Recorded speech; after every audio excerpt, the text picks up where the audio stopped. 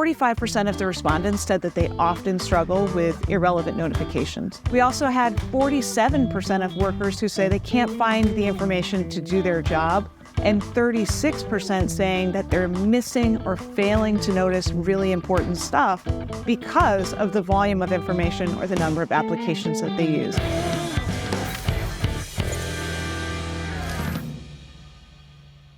I do take a public anti-cat platform, but that's strictly due to allergies. So, are you allergic to cats? Yeah, so sad. unfortunately. There are some cats that I'm not allergic to. So that is a positive thing, but like 80%, I don't know why. I don't care to find out, but like 80% of cats, it's like my parents have 3. They've had 3 over the course of their life, and okay. All while I was out of the house, right? And there is one that I wasn't allergic to. And I think it was like calico. I think that's what it was called. But so it didn't bother me. It wasn't like a hairless cat, right? It wasn't like a specific hypoallergenic cat. I don't know. I'm making words up. Calico sounds like a cat thing, but it was a cute cat and it was cuddly. And you were allergic. And I wasn't allergic, but the other cat that looked like the same, I was. So I don't know. That's so interesting. The problem with telling a research analyst that is that I now have to spend the rest of my afternoon understanding what makes calico cats different. I went down this like crazy rabbit hole yesterday because apparently calico is a pattern and not a breed, right? Okay. So like there's calico orange, calico. Anyways, this is the problem. This is the problem with being someone like me is that I will find one thing that I could be curious about for 3 days and then learn everything about it. And it's not useful. Well, you're well positioned to be an analyst. That's true. That's true. I'm a curious person, so similar to you, right? Maybe you're you should interested. be an analyst. I would likely be an analyst if I was not a consultant where I get to work on multiple different types of technology, or an analyst where I get to research multiple types. But here's what got me interested about the email that you sent. Yeah. Digital Employee Bill of Rights. I have never heard this, and I'm like, what is that? Yeah. Well, so I do a lot of flying because I do a lot of talking at conferences, and I was thinking about the airline Bill of Rights. Remember when you're talking about like, you know, the right to a refund or the right to whatever, right? There was this Bill of Rights for airlines, and of course I'm sitting in a seat thinking, well, don't workers deserve a Bill of Rights? Don't workers deserve some sort of a promise, if you will? So if I unpack it a little bit, you know, we have heard, I'm sure, of the employee value proposition. So that is typically implemented by HR, and it's, you know, all of the value and benefits and payroll and adjacent benefits that an organization offers, work-life balance, et cetera. But when I led the digital worker survey this year, I found that there was a huge amount of friction, like huge numbers of workers who can't find the information to do their job, who don't know what the right application is, that admitted to us that they make mistakes, that they're constantly bogged down by distractions. And so, again, sitting in an airplane seat, I was like, aha, what if we had a Bill of Rights that the CIO was in charge of? And it was things like the right to develop digital skills, the right to have the right tool to do the job, not the enterprise tool, but the right tool to do the job, the right to be free of distraction, the right to find, you know, to have access at your fingertips to the information, sort of thinking through like sort of conversational user interfaces. So it's really still at this very like Genesis kind of baby. It's my little baby, and I'm trying to figure out if there's interest in it. But yeah, so that's the little like gem of an idea right now. What do you think? I think it's interesting. It reminds me of conversations that I've had previously about manager readmes, I guess was one of the things. And where it was, I know it's not exactly the same or like comparatively, but the managers basically issuing to their teams like, hey, this is how to interact with me, and this is how I operate, and this is how I think about things. And so it was, and that kind of helps with the interaction. But as far as uniqueness, that's what I'm connecting it to right now. But I get what you're saying. So give me an example so we can talk about like a specific right that would be in this Bill of Rights. Yeah. So in our survey, we found that 45% of respondents. So this I should unpack. This is a a survey that Gartner does every 18 months. This year, we went out to 5,000 people worldwide, and we asked, almost 30 questions about their digital experience. And one of them was, how frequently do these types of events occur, these types of issues occur? And one of them was, how frequently do you struggle with irrelevant notifications? 45%.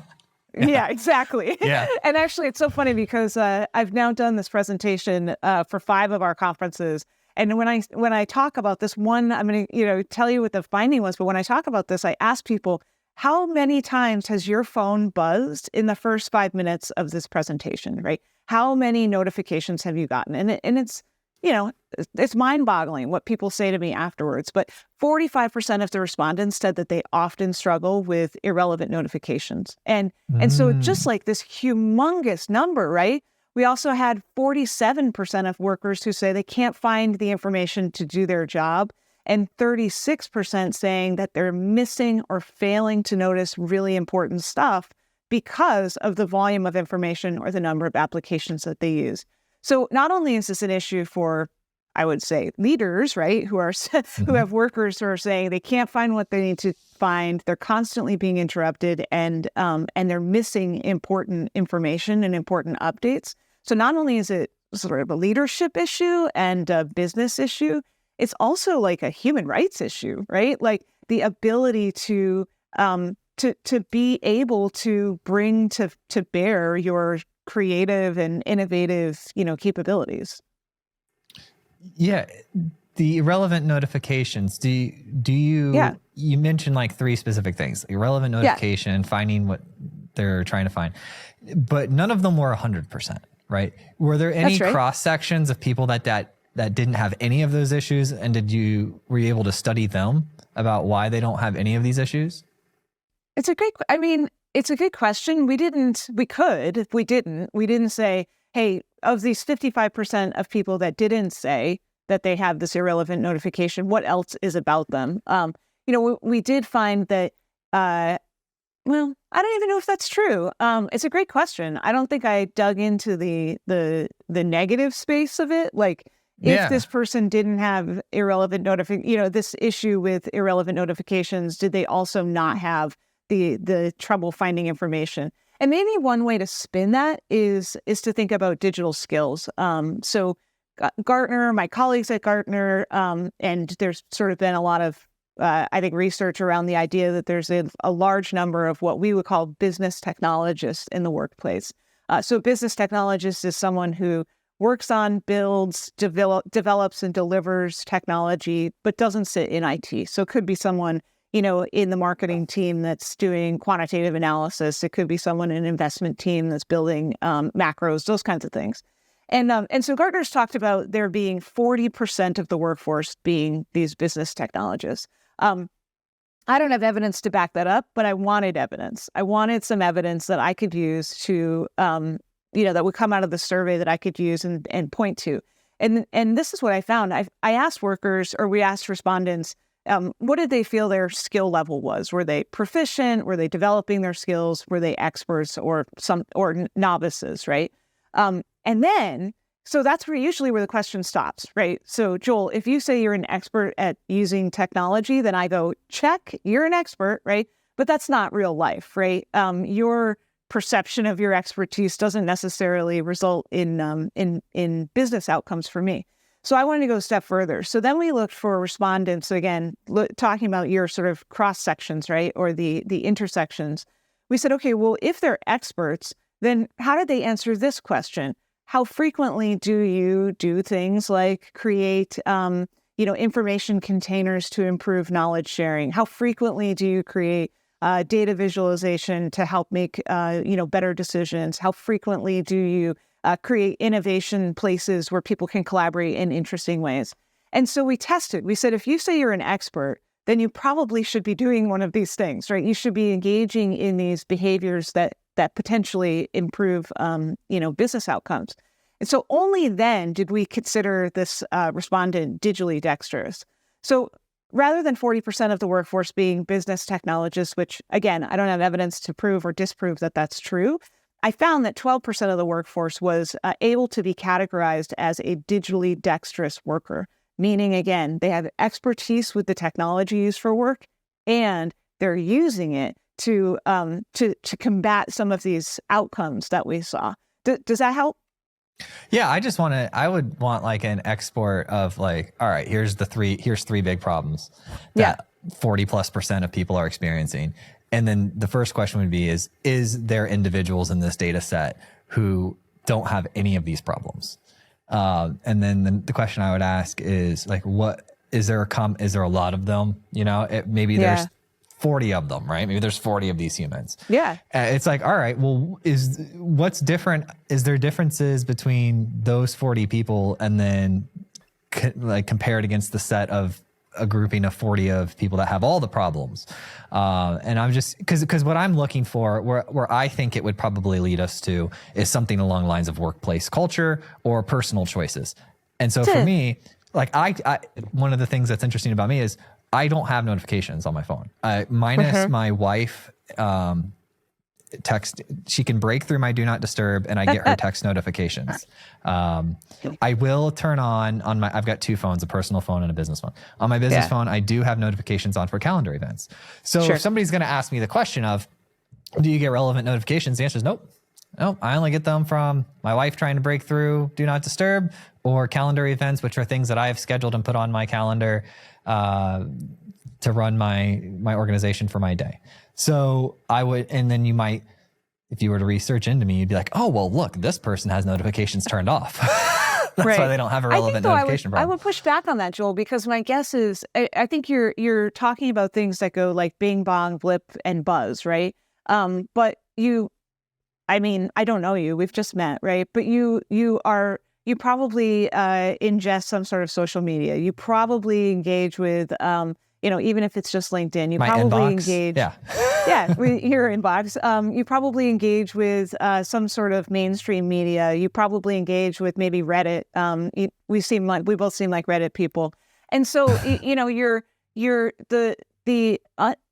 the notifications are also coming from, I think, these other applications. Now, not in our study. In our study, it was digital workplace apps. But I think that we're constantly bombarded by these attention thieves, right? That are trying to peel us off. And maybe one of the challenges that folks like you and I face, and you've got a really great boundaried way of dealing with it. You're like, no, none shall pass, right? And my way is like, well, I have no idea where I'm going today. Right. And it's a different approach. I think we've both been probably successful, but I just wanted to push back on that the irrelevant notifications is more than just the ones that are pushed to us. They're the ones that occur maybe within our world. No, thanks for, I would say that there are absolutely irrelevant notifications that I get from business applications when I go to do it. When I go to open up when I go to open up certain softwares and things like that, I'm like, this is pointless. This is pointless. This is pointless. That happens quite a bit. I feel that if it's made such an impact on me in my, let's just call it my personal life, we'll just separate them easily. We'll just say my personal life, if it's made such an impact on me and my business life to treat this device, now we're just talking about like the device as a whole, like to treat this device as like, I own this device and I tell it when it's allowed to interrupt me. And so treating it like that, it gives me, it's allowed me to maintain more of my focus and attention when I'm trying to do things. And so just curious, to bring it back to this specific thing, you guys did the research to find out irrelevant notifications were affecting 45% of the people, which I think that number is pretty low. It feels low. I would agree. I would agree. What was there any solutions, or was this just research to understand problem areas? Yeah, no, it's so the research study itself it's not longitudinal, right? Because we don't go back to the same people, but we do, go back to the same audience every 18 months to 2 years. So the project is really to support, we have CIO research studies that go out. We have HR research studies. This one is the only one that focuses on the digital workers experience. And I should say that this is very much, at least in years past, and the one that I ran in this year, it's very much focused on what we call a location agnostic worker or a desk worker, right? Wouldn't use word knowledge worker, but a desk worker. So we're really not looking at frontline workers with this study. Now, we talked a lot about irrelevant notifications, but to me, one of the bigger findings was all about I guess there's two really big things. One, about the number of applications necessary to do your work. And you said something, I believe it's more than 45%. We found there's been nearly 100% increase in the number of apps that people use just to do their job, right? And so we went from 6 in 2019 to 11 in 2022, 2023. And we found that 36% of workers say they use up to 25 apps just to do their job. So like that was a big finding, right? And we did then triangulate, to your point, when we double click and we say, okay, well, if this, then that, right? If this is true that they use more applications, well, guess what?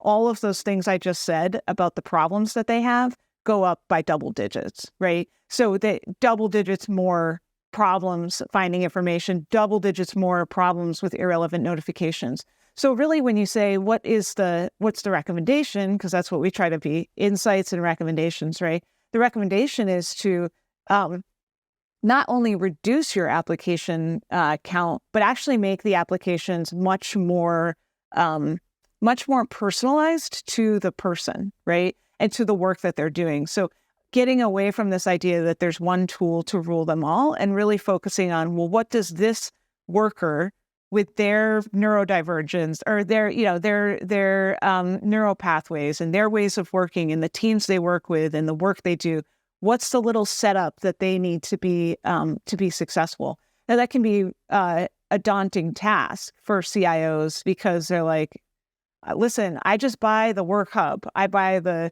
Microsoft or the Google work hub and I give it to everybody. And I hope that they're not, putting data in unsanctioned areas. So it's a really, really big ask, but that's really the recommendation is to to develop what we call how we work programs, right? That match the work that's being done with the set of tools that's available and the practices that we use. So a little package like that. Have you heard that before? How we work?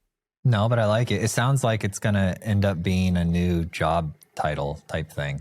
Like, have you seen this happening? Are there people that specifically go in and do this matching and try to make the applications more usable for the person doing their job?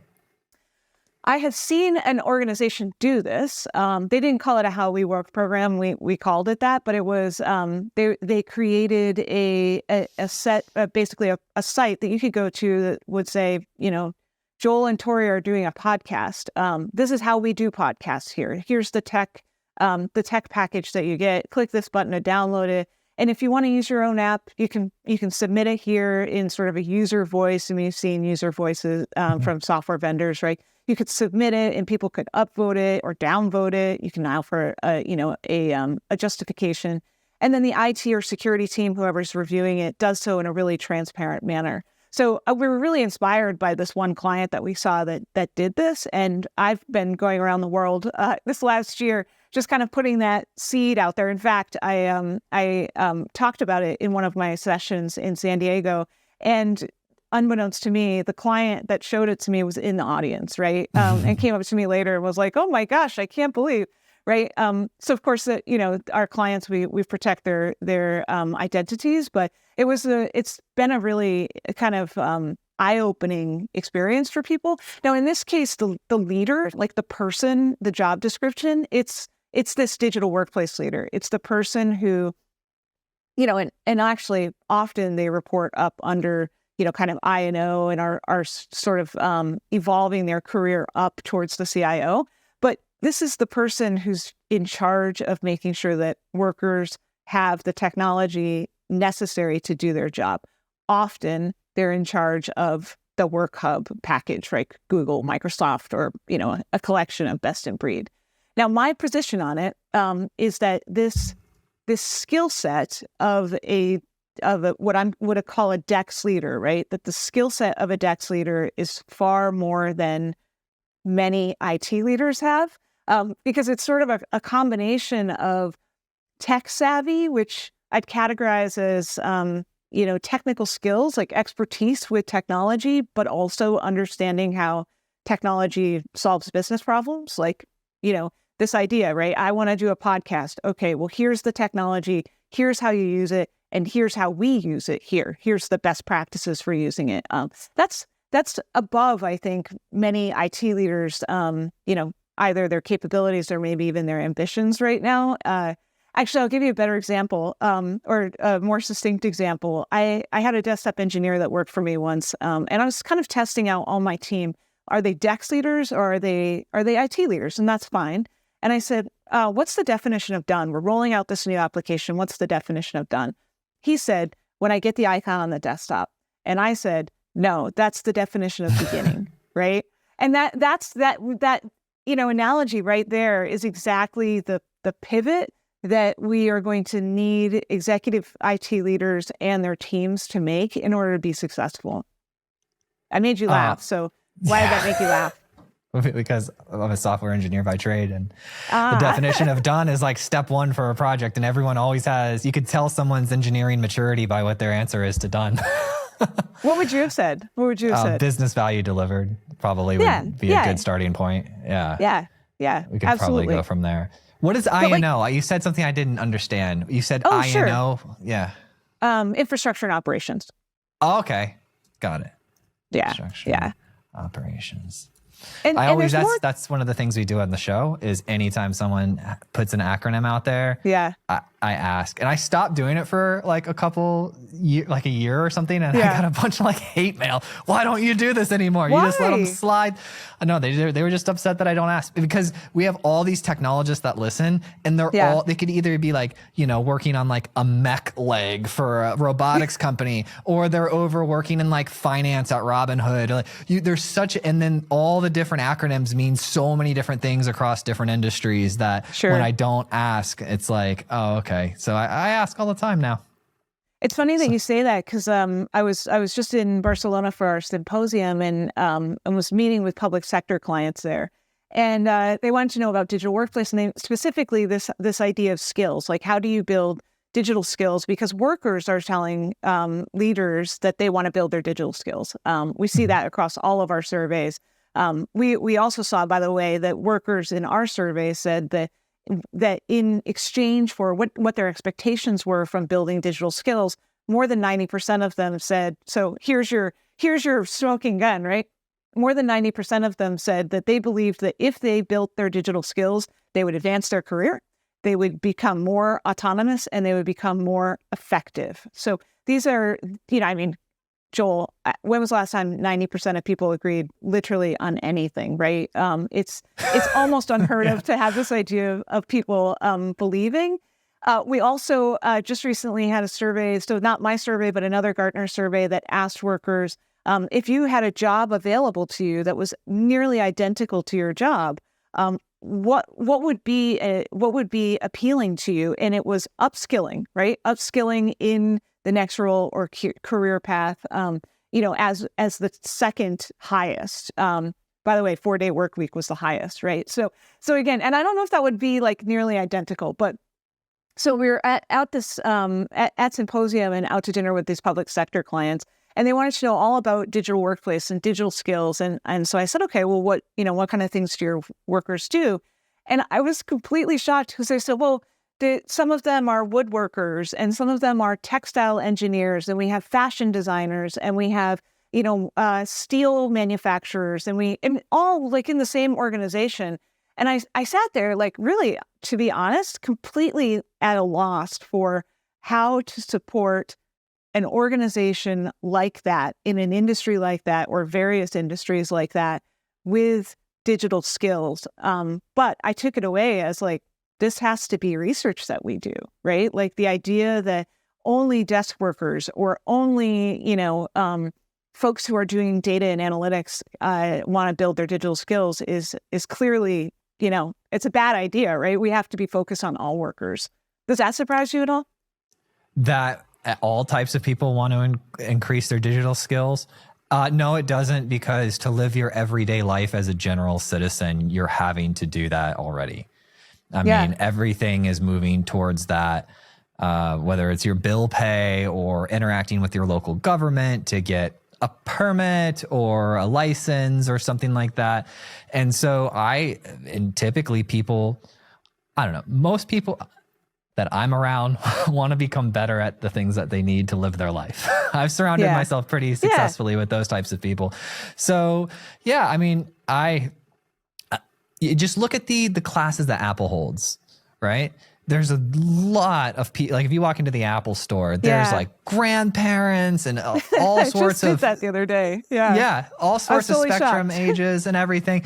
And it's because they want to learn, and they want to learn because using these tools has value to them. And when something has value to you, you want to figure out how it works, right?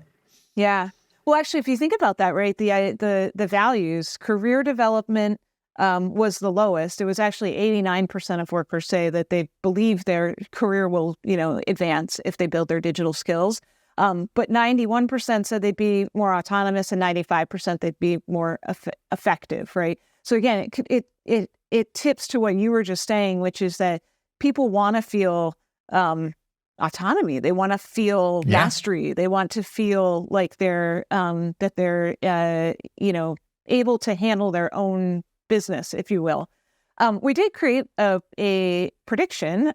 We predicted that by 2027, so that's all the way through 2026, if organizations promote digital dexterity, they'll have stronger revenue. Now, when we make a prediction, we track it. So you'll have to come back to me at the end of 2026 and ask me if we were right. But I think we will be, right? That if by, again, thinking about this public sector, customers saying, I want to focus on how I can support the digital skills of every single one of my employees. I think that, the results will show that this kind of organization that's investing in employees will find themselves having better outcomes, whether that's revenue or, protecting citizens or whatever it is that they do. But yeah, I think that will prove itself to be true. I'm curious what your thoughts are on it. Oh yeah, you'd be a fool to take a bet against that. It's like we're living in a digital world, and to say that the people who are most flexible, things are changing. The curve of things changing is increasing. Like it's not like things are just changing; they're like changing faster.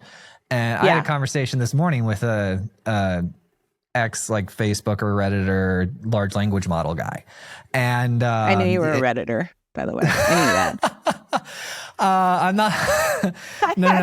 No. But so this is like a former Reddit Facebook engineer who works on large language models, and I was talking with him, and he's like, "Man, we were working on this idea," and he said the rate at which things are changing in the large language model with the vectors and the searching and the compressions and like all this nerdy stuff that I only understood 1% of, right? All of this stuff. He said it's changing on like 6-week increments. He goes, things that are possible today, specifically what we were talking about is running large language models offline on local devices and whether or not that's possible. He's like, 8 months ago, no. Today, yes. And I was like, okay, so things are changing really fast. He says, yeah. He goes, I have to keep up with things on a weekly basis. There's noticeable improvements and changes to the way people are doing things on like 6-week increments. And I was like, wow, this is moving really fast. Because, when I started, not when I started, but when I got into business side of things in the web application space, like jQuery coming out was like one thing that happened in 6 months or a year that was like the biggest thing. And now big, huge things are coming out like on a regular basis. So your ability to adapt and be, I don't know, is dexterous, like be able to move, or is it digital employee experience, or is it kind of both?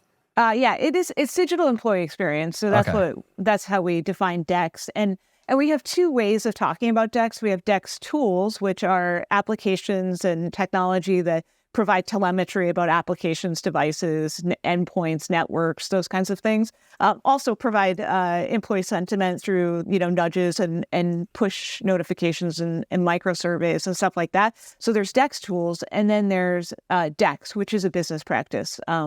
Now, what we've been talking about today is Dex as a strategy. But I want to mirror what you just said. So in 1981, my mom was a COBOL programmer at Aetna. And, she was able to write mainframe language to go into systems and pull out data insights. But by the time I was in my career in the 90s, we were using graphical user interface, right? Like GUI to go in and kind of go into the ribbon. I was in my IT career when the ribbon got rolled out. I had to teach everybody how to use the ribbon, and then it continued to change. But still, like, you needed to be able to know how to use functions and data sources. Again, still digital skills, a generation of people building ribbon and function skills. And now, we're seeing with generative AI and maybe more like what we refer to as a CUI, or a conversational user interface. We're seeing people be able to make natural language queries like, hey, go get the answer. Or just asking my car, hey, take me home, right? So natural language queries, but the skill set is not just, how do you use it? Because that's a human skill set. I could say, hey, Joel, how do I get to my kid's school, right? And you could go on Google and give me the answer. Really what we need is to develop a generation of, a workforce, I guess, across all the generations that's able to be more descriptive about the ask, but also be able to say, tell me what's important. Hey, car, tell me the best way to get there. Or, hey, system, tell me what the most important insight out of this data set from my survey is. Do you know what I mean? But that's the one. That's the one I think is going to be huge. It's super important, and it's a totally different generation. It's not a different generation. It's a totally different skill set to be able to say, write me. So I was writing something today, and Gartner has our own internal generative AI conversational user interface. And so I was saying, hey, take this thing that I wrote, which is the summary for our keynote for 2024, and make it more entertaining, right? And so, it spits it out. It's ridiculous. It was ridiculous, but it was enough to be like, aha, I could say it this way. Or, hey, system, right? Make it sound like a hero's journey, right? So kind of having the ability to have more of a mature conversation with the machine, that's the new skill. It's not necessarily... But the other part of that around digital skills and maybe even just skills, analytical skills, is knowing when it's wrong. And that's a big risk. You can't trust the system entirely. Well, yes, 100%. And so that's one of the things that when I find people who are dismissive of the technology, they'll be dismissive from the perspective of, oh, I just want to be able to enter one line and it write me the best book on this thing. And it's like, well, that's I know that's the, I guess, mental image of perfection, is it to be able to read your mind and come up with the exact thing that you want. But today it's massively powerful because I don't know if you're a superhuman, but I am not. And so I have a limit to how much creativity I have per day. And so when I'm trying to do creative things and I'm burnt that day, before I would just stop. Now I can be like, all right, I can query the interface in a way that can give me list of things, and I can sit back and pick out, or I can try different things, and I could say, hey, here's the situation, what's 3 interesting ways that this could be resolved, and then I'll be like, I want 30 now, and then I can take the top 10 and say, okay, I really enjoyed these, but make them sound a little funnier, or make them sound a little bit more like this. And to your point, exactly, I think you said make it sound like a hero's journey, right? Tell me a story. Put it in story format. So it's really understanding. And I think that is where the creative people are going to excel with the tools. And where people who aren't creative but have that self-sufficiency, drive, and desire are going to excel even farther. Because I know brilliant people who admittedly are not creative, but now you put these tools in their hands and now they can harness creativity, and that's fantastic. Just like how we've been harnessing logicalness is the new word. Logicalness with calculators. Please define logicalness for your studio audience. I'd like to hear that. It's ability to use calculators. There we go. I think that's so interesting. Okay, so what we've unpacked here is that my mom needed we need a flashy word for it. So she was querying large mainframes, and she was essentially kind of knitting almost, right? She was sewing the data together because it it had no relation to each other, right? So she's bringing it all together. She'd be totally thrilled by that analogy too, 'cause she's like super into quilting. So she's like sewing this data together, and then our generation or my generation, is all about logicalness, right? And calculating and taking the numbers and just being like, well, that's the number. And this next generation is having a conversation with the data, right? Yeah. Having a conversation. So that's exactly what I did. I had written the summary for our keynote, and I just pumped it in. And I was like, make it sound funny, make it sound heroic, match it to the hero's journey model, make it sound entertaining, make it sound scary, right? I needed to have a relationship. Like I needed to have an ideation session with someone, and I didn't want to have it with a human, and the outcome was really good. So I did want to share one other thing with you about, one of the findings that we found, because I think it hits into this idea of this worker that exists today who deserves to be able to do what I did or what you just described. So we asked people, how satisfied they were with applications, and we found that 88% of our respondents said, "Yeah, we're happy, we're satisfied with the applications." Now, there's one little caveat, which is that satisfaction's gone down 4% since the last time we did the survey in 2020, but 4% isn't 20%, so I wasn't hugely concerned. But then as I started going through the data, I also found that almost half of workers say that they're using personal applications, either to collaborate or to analyze data. And then as I continued to go down the rabbit hole, I found that more than half of workers are building their own personal tools, either to collaborate or analyze data. So we've got these folks out there who are saying, yeah, the thing you gave me for like spreadsheets, that's fine. But my thing that I'm using to actually do my job in a way that sets me apart, don't you dare take that away from me, right?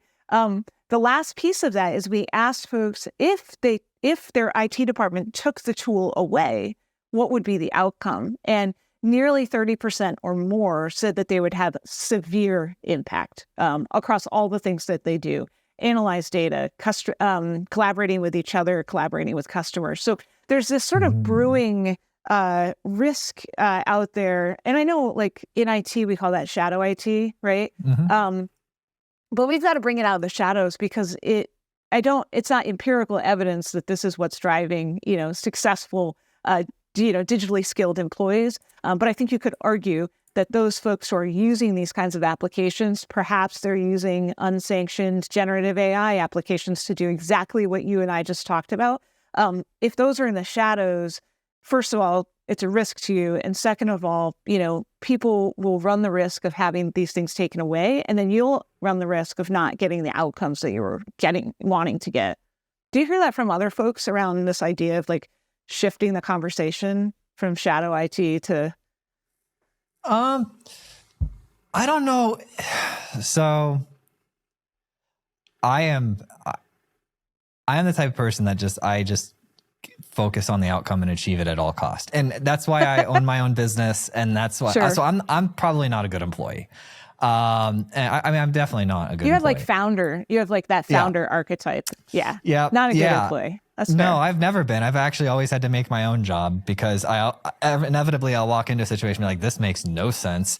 And then there's all these guardrails for whoever's reason, and people, you have to work around people and legacy. It's just, I'm like, I just want to achieve things. I'm just going to go achieve things. And I figured that out. So and our company's small. We're under 20 people. So we're at the point in a maturity curve where that's still like the spirit amongst all employees. It's like, this is a requirement. You have to just be able to bust through things and figure things out.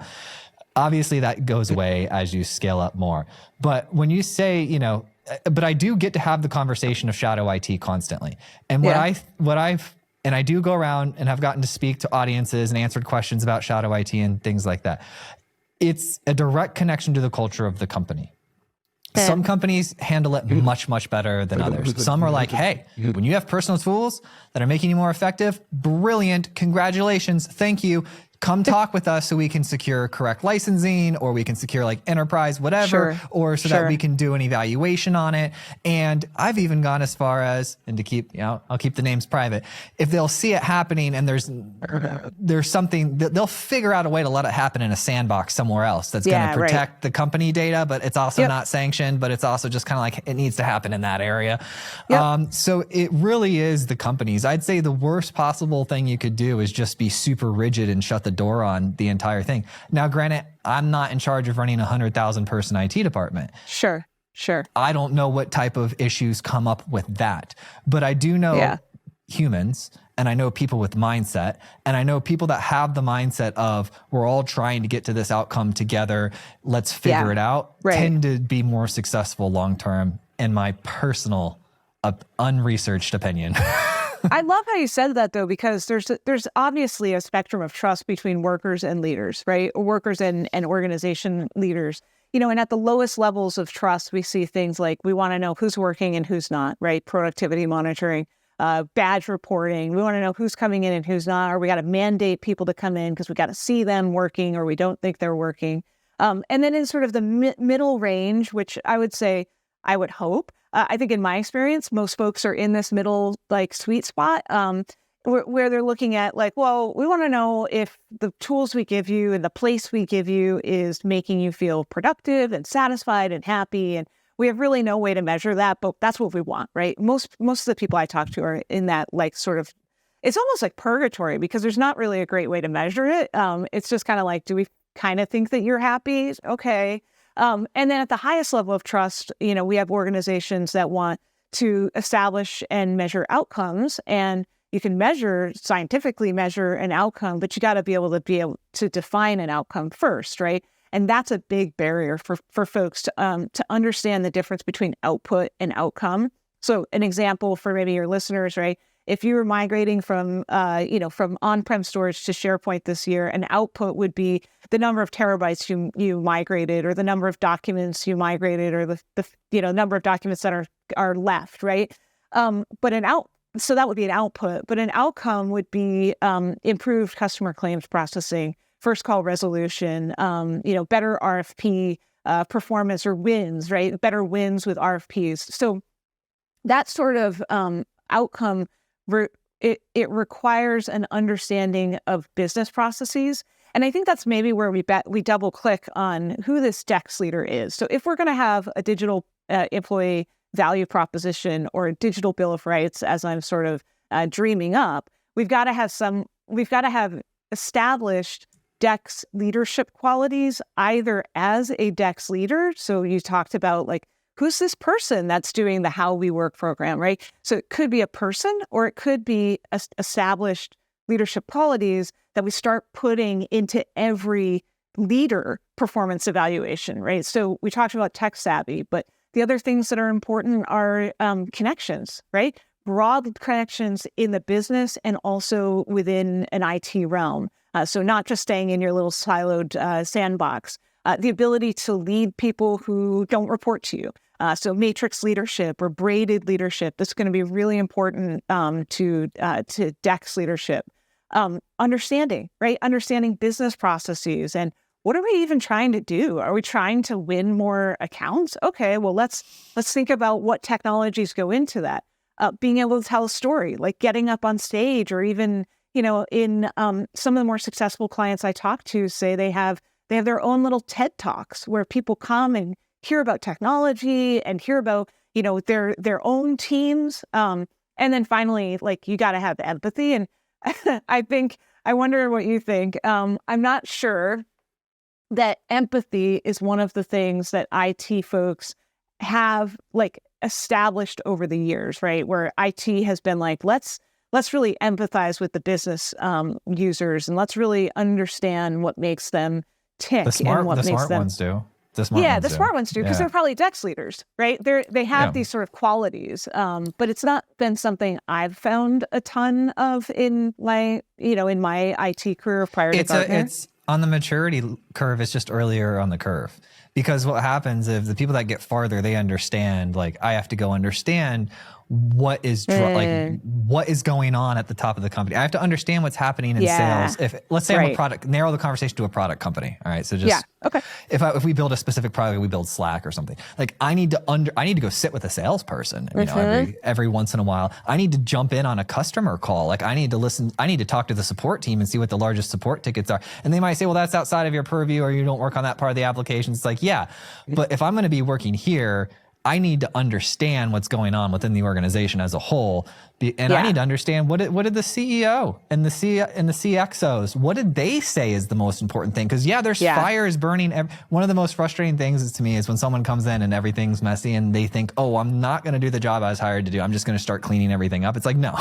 You need to focus on the outcome that you were hired to achieve. I see the more successful people, they understand that they need to understand what's going on at the business and what the goals are and what the direction is, and then figure out a way. I call it like business hops. How far away is the work that you're doing to value that the business is trying to achieve? That's cool. Yeah. Because if you're really hopped far away, like, because you could take a backup system, like let's say you're building a more efficient backup system.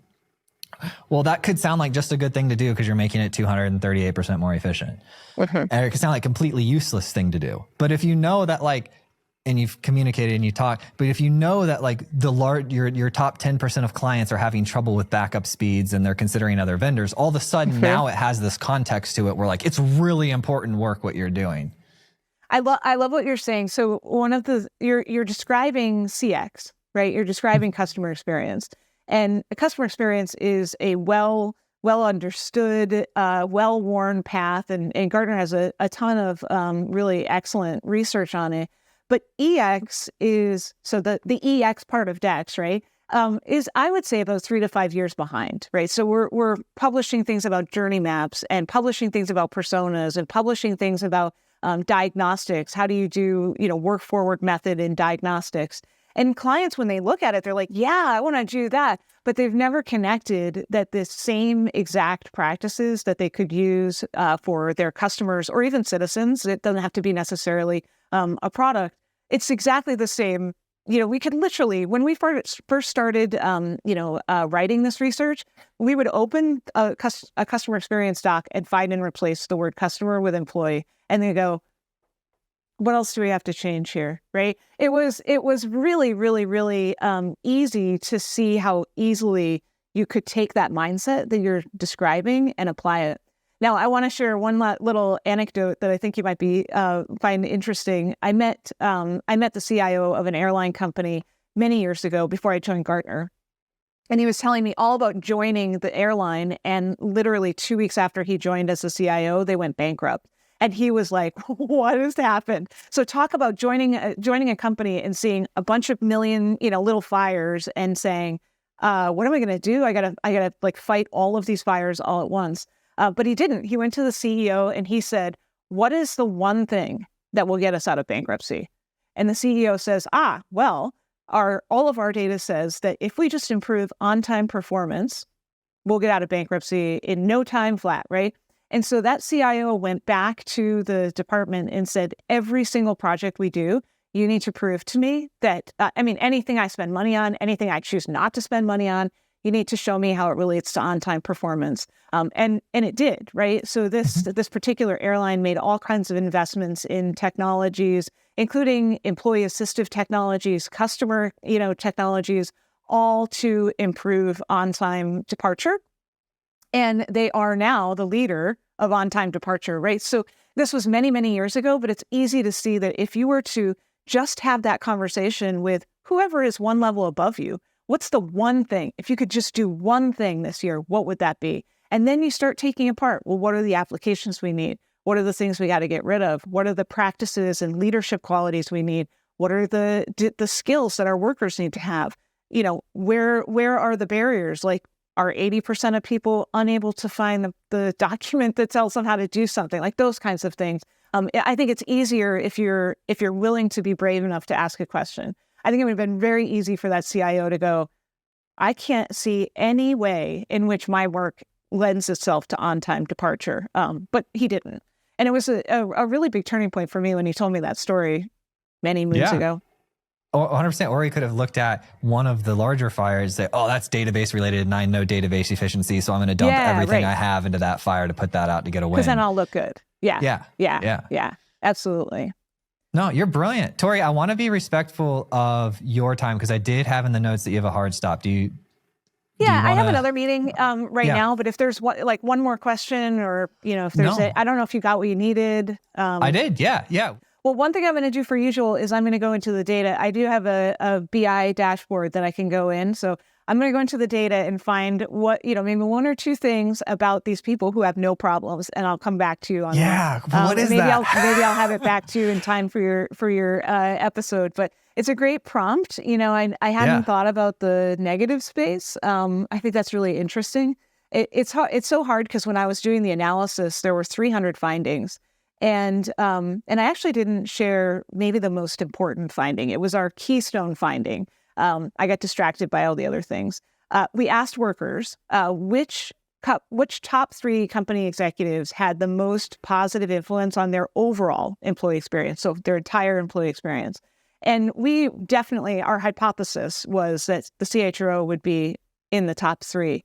And we were completely shocked to find that the CIO was number 3 and the CHRO was number 5. So here we are finding that the CEO, the COO, the CIO, CHRO, and number 5.